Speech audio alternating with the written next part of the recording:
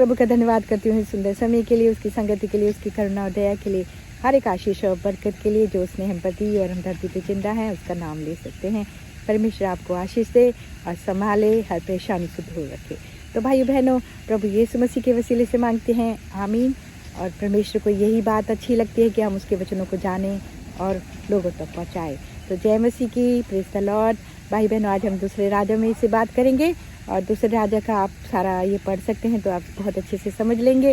तो भाइयों और बहनों, दूसरे राजा में लिखा है, जब एली नबी को उठा लिया गया जिंदा आसमान पर, तो एलिशा के पास दुगनी ताकत आ जाती है और एलिशा भी बहुत सारे चेलों बनाते हैं और उन चेलों के साथ प्रचार करते हैं और बड़े बड़े काम करते हैं। तो पहला चमत्कार एलिशा ने ये किया कि उनका चेला एक मर गया और अचानक से उसकी मृत्यु हो गई और वो बहुत सारा कर्ज छोड़ गया अपनी पत्नी पर, और जिससे उसने कर्ज लिया था वो व्यक्ति आकर उसको तंग करता है और कहता है, अब तेरा जो कर्ज तेरा पति छोड़ गया है वो कैसे चुकाएगी, तो दोनों बेटों को मुझे दे दे, वो मेरे यहाँ काम करेंगे। और ये बात उनके चेले की पत्नी को पसंद नहीं आती और वो बहुत परेशान होती है और एलिशा के पास जाती है और कहती है कि मेरा पति तेरे पास काम करता था और अचानक से मर गया है और बहुत सारा कर्ज छोड़ गया है और वो व्यक्ति मुझे तंग कर रहा है और कह रहा है कि मेरे दोनों बेटों को ले जाएगा, मेरी सहायता कर। तो एलिशा उनको कहते हैं, तो फिक्र मत कर, परमेश्वर दया करने वाले हैं और मेरी दुआओं को सुनने वाले हैं। जा लोगों से बर्तन मांग ले और अपने घर में इकट्ठा कर और मैं आऊँगा और प्रार्थना करूँगा, तब तेरा कर्ज उतर जाएगा।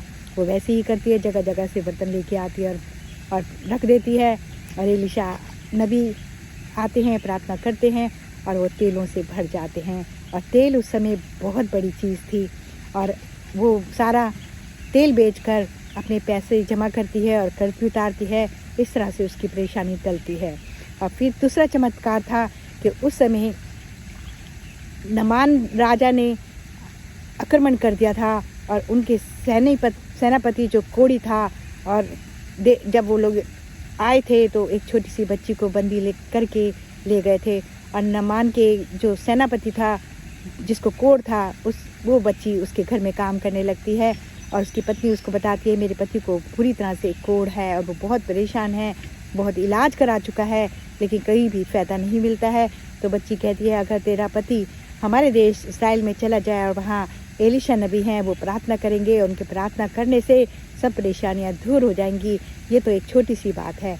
ये बात उस बच्ची की अपने वो पति को बताती है और पति राजा को बताता है। राजा कहता है, तू चला जा, तूने सब कुछ तो करके देख लिया है और जा और वहाँ जाकर उससे प्रार्थना करा ले, क्योंकि सुना है वहाँ पे बड़े बड़े चमत्कार होते आए हैं और होते रहेंगे। और वैसे ही वो करता है, घोड़ों को लेता है, सामान भर देता है और कुछ कपड़े सोना चांदी लेकर जाता है और वो जाकर वहाँ बाहर खड़ा हो जाता है। और जब एलिशा देखते हैं कि नामान कोढ़ी आया है और वो उससे कहते हैं, अपने चेलों से जा कह दे, यरदन नदी में जाकर 7 डुबकी लगा ले तो तेरा कोढ़ हमेशा के लिए ख़त्म हो जाएगा। लेकिन उसका वेलकम करने नहीं आते और ये बात नामान कोढ़ी को बहुत बुरी लगती है कि ये तो आया भी नहीं मेरी स्वागत करने के लिए, और वो बुड़बुड़ाने लगते हैं। लेकिन बीच में उनके जो चेले थे वो कहते हैं, जो उनके साथ थे वो कहते हैं, तू क्यों बुड़बुड़ाता है, उसने कोई बड़ी बात तो नहीं कही है। यरदन नदी में कहा है नहाने के लिए, भले हमारे देश में बहुत सारी नदियां हैं और अच्छा पानी है, लेकिन अगर उसने बोला है तो उसको ज़रूर करना चाहिए और तू नहा ले।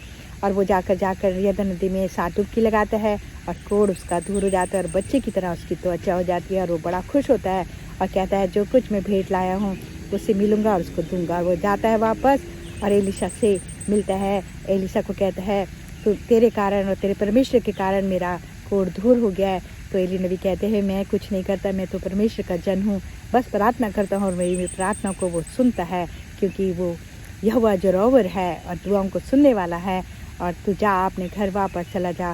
तो जो नामान कोढ़ी कहते हैं कि आज से मैं तेरे परमेश्वर को मानूंगा, कोई अन्य जाति के देवताओं को नहीं मानूंगा, और वो चला जाता है।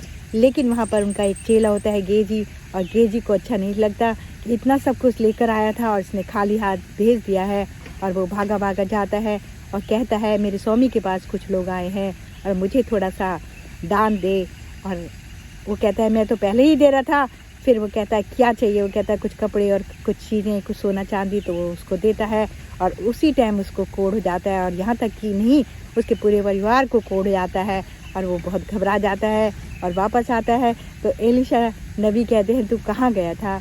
वो कुछ नहीं बोलता, ये कोढ़ कैसे हुआ? तो वो कहते हैं, तूने उस नमान कोढ़ी से जो भेंट ली है, जिसके कारण तुझ पे शाप आया है, और तूने अपनी गलती करी है, तू ही इस गलती की सज़ा उठाएगा। और इस तरह से नमान कोढ़ी की कहानी सुनी। और फिर एक और भी चमत्कार उन्होंने किया कि जो इस्राएल में एक ऐसी नदी थी जहाँ पर जिसका पानी पीने से औरतों के गर्भ गिर जाते थे, और उनके पास ये शिकायत आती है, इस्राएली लोग लेके आते हैं तो वो कहते हैं, एक नई प्याली लो और लाओ, और मैं उसको पानी से भर दो और नमक डाल दो, और ये पानी मैं उसमें नदी में डालूँगा तो वो पानी का पानी जो खारा है वो ठीक हो जाएगा। और वैसे ही होता है, एक प्याली में पानी लिया जाता है, नमक डाला जाता है, और परमेश्वर से प्रार्थना करते हैं और डाल देते हैं, और सारे पानी जो है अच्छा हो जाता है। फिर कोई गर्व नहीं किसी का करता है।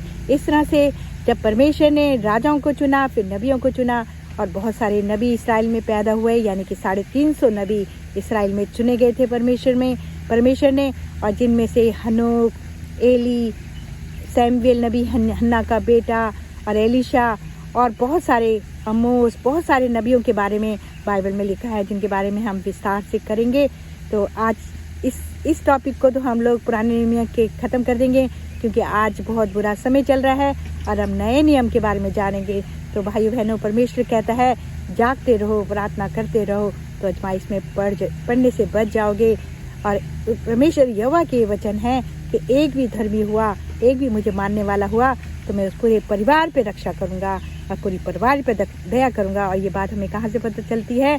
जब उन्होंने नूह को पसंद करा और उससे एक जहाज बनाया, तो उनके साथ लोगों को भी बचाया, और पशु और जानवर और पक्षियों को बचाया था। और ये बात इतिहास में लिखी गई है कि एक बार ये धरती पानी से तबाह हुई थी, और अब जो धरती है ये आग से तबाह हुई थी, और आज हालात चारों तरफ बन रहे हैं, जिनको हमें जानना जरूर चाहिए कि बाइबल इनके बारे में क्या बताती है। तो परमेश्वर आपको आशीष दे, मेरे को भी आशीष दे। प्रभु यीशु मसीह के वसीले से मांगती हूँ,